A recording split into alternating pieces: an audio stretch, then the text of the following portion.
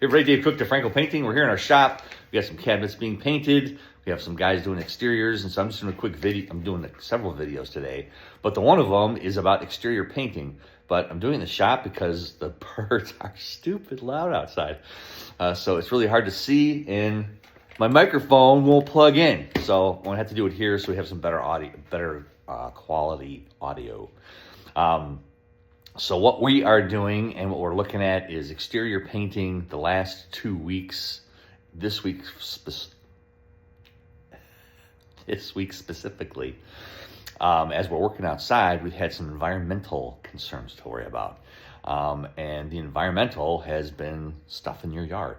So we were working on a job up in Crystal Lake on an exterior, and the house we were working at was okay, but the house next door had landscapers, and these landscapers were doing some pretty good hardscaping, working on a pool, working on the exterior itself. And while we were painting, they're using leaf blowers.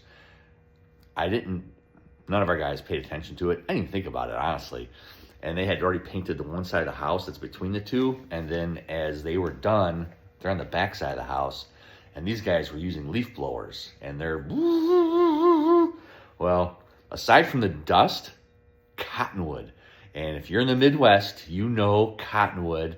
The first, like last week of June, first week and a half, last week of May, first week and a half of June is brutal with cottonwood seeds. It looks like it's snowing outside.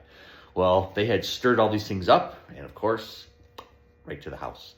So we get to redo that side of the house, and we have to actually take sandpaper now and sand off like the last 6 rungs of cedar siding it's like 5 feet up, where it just, as it rolled, went right to that wet paint.